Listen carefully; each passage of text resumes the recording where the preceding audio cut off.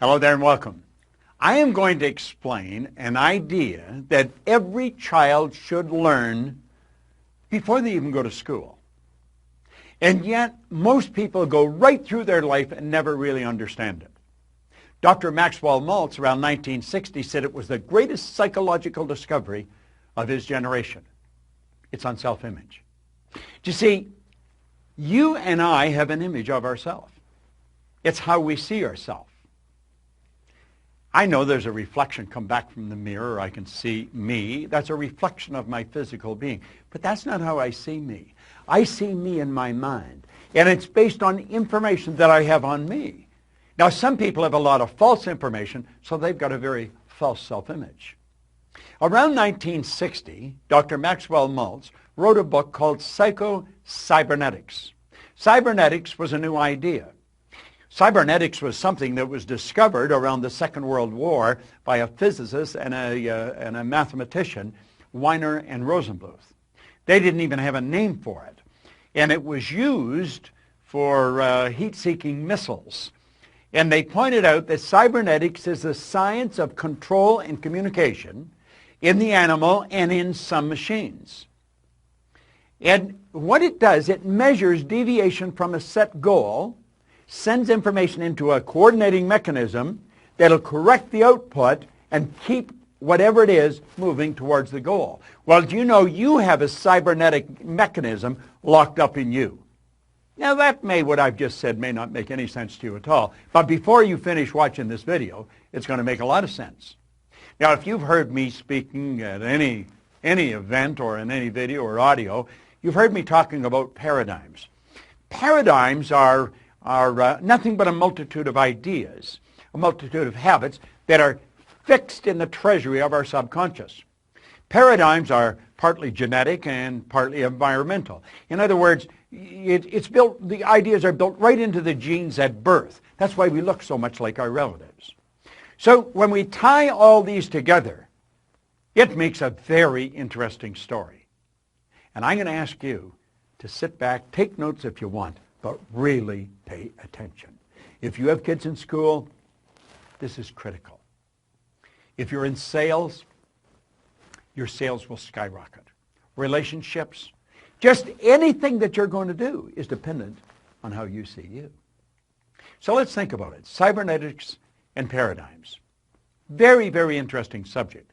Cybernetics and paradigms are both control systems that operate essentially on the same principle. Both maintain a definite course of action and will not deviate from the course that has been established. You must alter the paradigm to achieve the result that you desire. Now think about that for a moment. You'll see people stuck at a certain level. Go ask any sales manager to give you the names of their salespeople, and they can tell you what those salespeople are going to do next month and next year. Why? Because they're programmed. They just come in about the same, maybe up and down a little, but they come in about the same. How about athletes? Every coach will tell you exactly how they're going to play. There's patterns. They're called habitual patterns. Well, that's a paradigm. Now, this is a beautiful concept, so let's understand it. Cybernetics and paradigms, all right? There's a thermostat. Now, a thermostat in your home is a cybernetic instrument. Now, I live in Toronto, so a good part of the year it gets pretty cold there. Other parts of the year it gets pretty warm.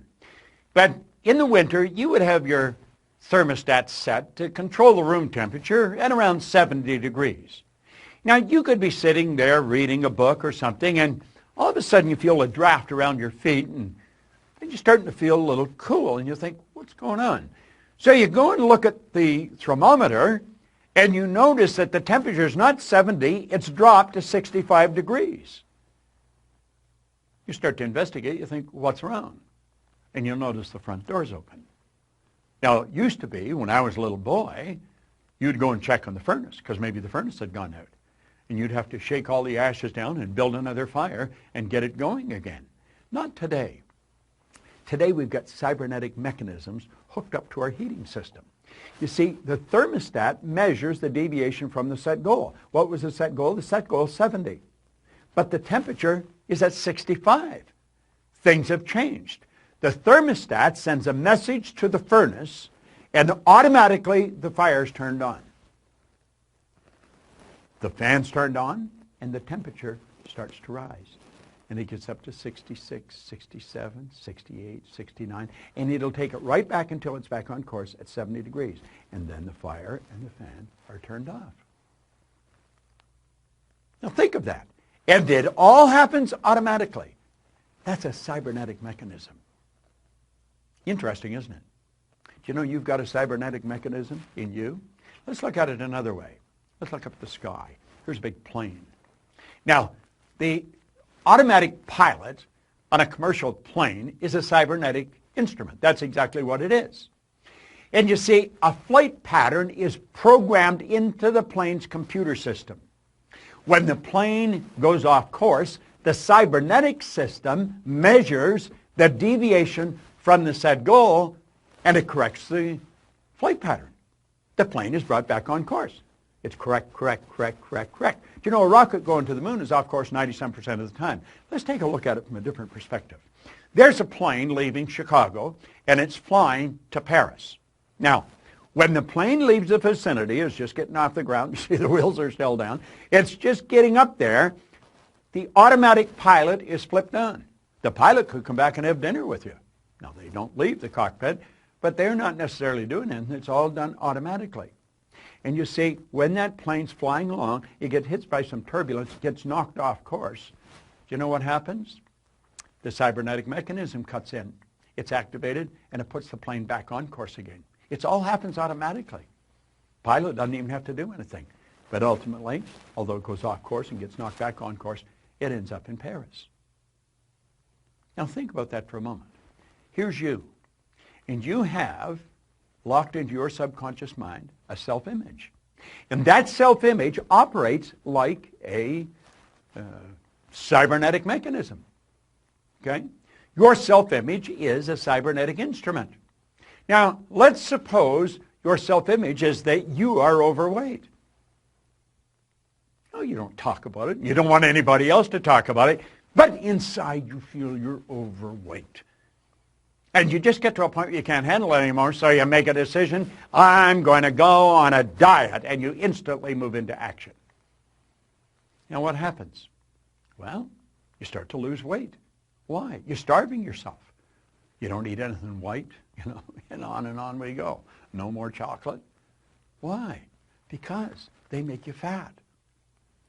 That's not what makes you fat. It's the image that makes you fat. If you had a skinny image, you could eat all the chocolate in the world. You just pass off what's not needed for the manifestation of the image through your eliminative system. Eliminative system is one of the systems in your body. Now here's the point. When a person who is overweight goes on a diet without changing or altering the self-image, any weight loss is temporary. That's why people gain and lose tons in a lifetime. Say they lose it, you're automatically programmed to find whatever you lose. The self-image, being a cybernetic instrument, measures the deviation from the set goal and immediately corrects the course. The weight that was lost will be found. You see, you look at the scales, you don't relate. That's not really me. That's not really me. So what happens? The weight's put back on again. Isn't that interesting? I know. If you have a weight problem, you're saying, damn, I never knew that. Well, now you do know it. But you see, if you're going to change the weight, you've got to change the paradigm. That's what our company's all about. We help people change paradigms. We help them live in the body they want to live in. I'm so happy and grateful now that I'm at my perfect weight. I'm looking good. I'm feeling great. You can do that. You can live the way you want to live. You're God's highest form of creation. Where's another area that we could use? Well, you can use it in any area. Let's take a child in school. Now, this is all in Psycho-Cybernetics, Dr. Maxwell Maltz's book. And here's something else. What's the point of making heroic vows of amendment if the same old lawbreakers are going to keep them? I am going to take the weight off. But you don't change the lawbreaker, the paradigm. Emerson was right. Of what use to make heroic vows of amendment if the same old lawbreaker is going to keep them? Let's look at a student in school, all right? Now, there's the subconscious mind, okay? And the student, the image, child has an image. You see, the child's self-image is a cybernetic instrument. That's exactly what it is. And the child has an image of poor grades. This is biographical, by the way, because that's the image I used to have. And I got them. Sure did get them. And you see, when a person is receiving poor grades in school, it's an expression of a self-image. It's the self-image they hold that they're expressing. The person believes they are not very bright. They, of course, receive a report card that reflects the poor image that they've got. And they take the report card home, and there's trouble in River City. I mean, I lived with this all the time I was in school. The child's grounded. They're made to study. Now, what the parent doesn't know and what the child doesn't know is really rather sad. See, the child cram, and the marks go up. But what the parent and the child do not understand, the parent is unaware that the real problem has the child. They have them give up recreational activities. They make them study. The grades improve, but the improvement's temporary. Why? The child has never changed the self-image. Parent doesn't even understand self-image in most cases, and certainly the child doesn't. And so what happens? Well, they got a good test. When the report card comes out, nothing's changed. Now, why would people live that way? They live that way because they don't know any different. And that is rather sad. See, we should learn to live the way we really want to live. We've got to understand this concept of self-image, of cybernetics, of paradigms. You know, Oscar Wilde said something really beautiful one time. He said, selfishness is not living as one wishes to live. Selfishness is asking others to live as one wishes to live. You've got to develop the courage. You've got to develop the awareness, the wisdom to live the way you really want to live. Life is very short, and it's over very fast. And you can have, do, or be anything you want. You're God's highest form of creation. If you really want to check in to programs that will change the course of your life forever, understand this. Myself and my associates in our company spend all their time studying this. I have personally been studying it for over 50 years. We have some of the best programs in the world. Some of them run for a week, some run for a year, some run for an hour every day. But I'll tell you this, they'll have you running in the direction that you want to go for the rest of your life. Leave us your information. Let us talk to you. And absolutely refuse to spend another day living the way someone else wants you to live, so that they're going to be happy with you. See, most people live the way they think other people think they should live. At the very best, that's going to be a bad trip. This is your life. Make it a phenomenal experience. This is Bob Proctor.